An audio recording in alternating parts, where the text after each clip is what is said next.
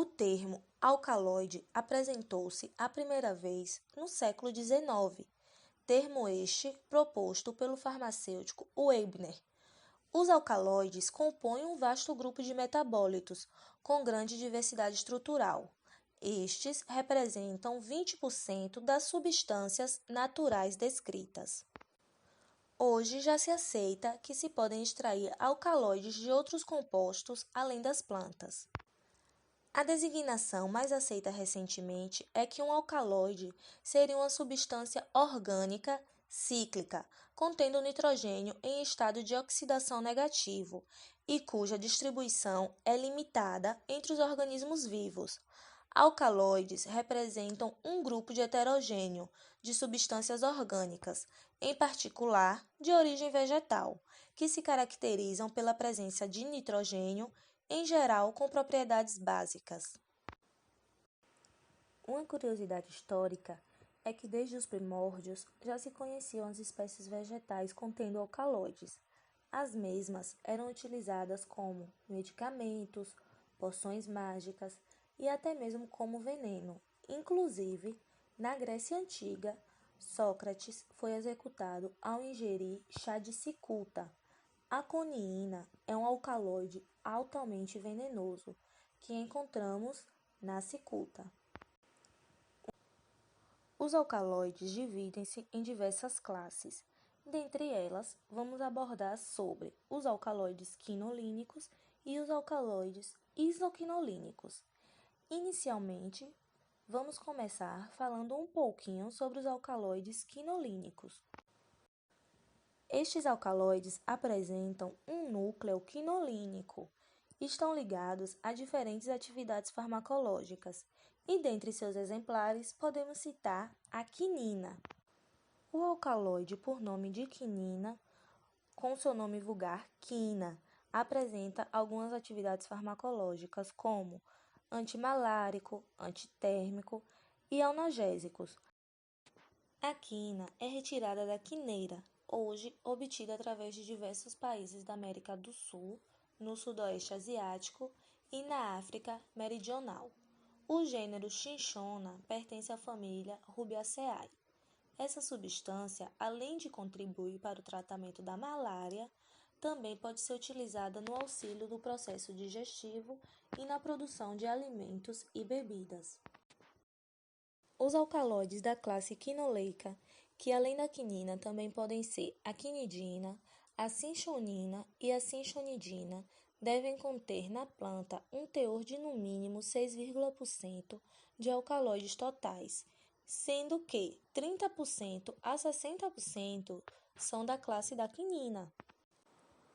Existem muitos casos que falam sobre a propriedade das cascas de quina para a cura da febre. Sua história iniciou-se em meados do século XVII. Dizem que uma tropa de soldados espanhóis curou-se após ingerir uma água amarga de um lago aonde uma árvore de cinchona havia caído sobre ele, e seus alcaloides estavam dissolvidos dentro dessa água. Acredita-se que o nome cinchona deriva-se do nome de uma condessa, que era esposa do vice-rei espanhol no Peru. A mesma também tinha sido curada de uma febre na época. No início da chegada à Europa, foram os padres da Companhia de Jesus que controlaram o seu comércio. As cascas da quineira ou quina foram o primeiro tratamento eficaz do paludismo, que seria a malária. Depois foi substituído pela quinina, que é o principal alcaloide das cascas. Com uma biossíntese bastante complexa, os estágios iniciais se assemelham ao triptofano, um aminoácido de núcleo indólico, que forma por descarboxilação a triptamina, a qual, mediante condensação com o monoterpeno secologanina, forma a estrictozinidina. Desta maneira, formam-se duas isoformas. A partir do coronateal, os caminhos se divergem completamente e a formação do esqueleto quinolínico requer um rearranjo, não apenas da porção monoterpênica, mas também do núcleo indólico, formando intermediários para produzir alcaloides da quinina, da cichonidina, da quinidina e da chinchonina. Para a obtenção desses alcaloides, as cascas são tiradas de árvores de, em média, 8 a 12 anos de idade. Também é possível encontrar ainda outros 35 alcaloides, em quantidade menor, na espécie da cinchona. Os alcaloides quinolínicos de cinchona pertencem ao grupo de fármacos arilaminoalcoóis e são extremamente básicos. Em geral, são apresentados em formas de sal. Geralmente, utiliza-se o método líquido a líquido como forma de extração. A princípio, realiza-se a extração aquosa em meio ácido, logo após com um solvente orgânico em meio básico. A extração líquido-líquido é uma operação básica de separação de compostos com diferentes características de solubilidade, face a solventes orgânicos e aquosos immiscíveis entre si. Para a caracterização e doseamento dos alcaloides de cinchona, além dos testes clássicos para identificá-los, sugere-se a reação de Granher, que consiste em colocar um fragmento de quina em um tubo de ensaio seco e aquecê-lo diretamente na chama. Por ser uma árvore originária de um país da América Latina e pela proximidade do Brasil com o Peru, ocorreu a falta de cascas de quina na Europa no período colonial. Então, foi estabelecido pela coroa portuguesa um prêmio em moedas de ouro para quem encontrasse no Brasil árvores de quina. Dezenas de cascas amargas utilizadas popularmente para combater a febre foram apresentadas e coletadas por pesquisadores. Embora nenhuma delas fosse a quina verdadeira, essas espécies ficaram conhecidas então como falsas quinas do Brasil. Devido a isso, é muito importante que o farmacêutico saiba diferenciar essas cascas, uma vez que muitas das quinas vendidas nas feiras e nos mercados brasileiros são, na verdade, falsas quinas. Para reconhecer uma quina verdadeira, ou melhor, para reconhecer uma espécie verdadeira de cinchona, é fundamental conhecer a morfoanatomia das cascas. Apesar de serem bastante fibrosas, as cascas de quina verdadeira apresentam células gigantes, o que não ocorre nas falsas quinas. Além disso, as fibras estão presentes apenas em parênquimas floemático. Nesta imagem, podemos observar um exemplo de quina verdadeira e de falsa quina. A quinina pode apresentar ações farmacológicas para a malária, para a febre, para as arritmias cardíacas. Ela também pode ser cicatrizante, digestiva e flavorizante da água tônica. A quinidina ela é antiarrítmico, cicatrizante e digestiva. A cinconina e ciconidina também apresentam ações farmacológicas em relação a propriedades antipalúdicas leves e também em convulsões. A sobredosagem por quinina pode produzir alguns sintomas, e nestes sintomas são incluídos zumbidos, vertigens, efeitos cardiovasculares, dores de cabeça, febre, cólicas intestinais, entre outros, e uma sobredosagem grave pode resultar em depressão respiratória ou colapso circulatório. Agora vamos abordar um pouco sobre os alcaloides isoquinolínicos. Dos grupos dos alcaloides isoquinolínicos, talvez a morfina seja o mais representativo, pois é conhecida pela humanidade há milênios. A história da droga data de 3.400 anos antes de Cristo, quando a espécie Papaver somniferum era cultivada na Mesopotâmia para a obtenção de ópio, que era o látex dessecado, retirado por escarificações dos frutos imaturos. Em 1300 anos antes de Cristo, os egípcios cultivavam o chamado Opium Tebaicum, assim denominado por ser proveniente da cidade de Tebas, de onde era comercializado para a Europa. 800 anos depois, Hipócrates disseminou a ideia de que o ópio era mágico, pois já o usava como analgésico. Uma solução alcoólica de ópio chamada laudanum foi formulada por Paracelso em 1527, sendo utilizada até hoje para tratar uma série de enfermidades. O uso meramente recreativo de ópio teve início por volta de 1600, na Pérsia e na Índia, onde ele era empregado misturado a alimentos e bebidas. A expansão do comércio e da navegação marítima contribuiu para disseminar o tráfico de ópio em todo o mundo durante esse período. Em 1805, o farmacêutico Saturne, na época ainda assistente de farmácia na Alemanha, isolou a morfina do ópio, descobrindo o caráter básico dos alcaloides. A descoberta da morfina é considerado um grande evento na história da farmácia, e a comunidade médica declarou na época que o ópio havia sido domesticado. Drogas vegetais mais importantes: ópio. Nome científico: Papaver somniferum. Boldo do Chile. Nome científico: Pneus boldos. Molina. Ipeca. Ipeca do Brasil ou Ipecacuanha.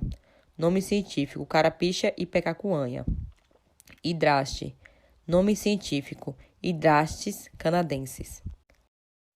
O grupo dos alcaloides com esqueleto isoquinolínico é constituído por uma grande variedade de subgrupos químicos, representados pela sua origem comum a partir da dopamina, que passa por uma adição de base de chifre com aldeídos de origens diferentes.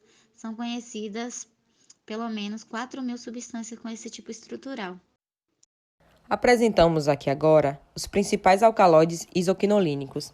Temos como exemplo a boldina, tubocurarina, galatamina, berberina, hidrastina, papaverina, emetina cefaelina e também a tebaína, codeína e morfina, que é a mais conhecida. Composição química: alcaloide isoquinoleicos, grupo das morfinas, que é morfina, codeína e tebaína, grupo efitalil isoquinoleica noscapina e grupo benzil isoquinoleica papaverina. Métodos de extração. A metodologia geral da extração dos alcaloides trata o material vegetal na forma de pó, com solução aquosa de ácido diluído e em seguida neutraliza e adiciona um solvente orgânico. Os alcaloides, na sequência, são precipitados com adição do excesso de solução de carbono de sódio. Propriedades farmacológicas e uso terapêutico. Nome popular: papoula. Atividade biológica: antiespasmódica. Uso fitoterápico simples. Nome popular: ípeca. Atividade biológica: expectorante. Uso fitoterápicos compostos. Nome popular: hidraste. Atividade biológica: cicatrizante. Uso produtos homeopáticos. Nome popular: bolo do Chile. Atividade biológica: colagoga. Uso fitoterápicos simples e compostos. Nome popular: curare.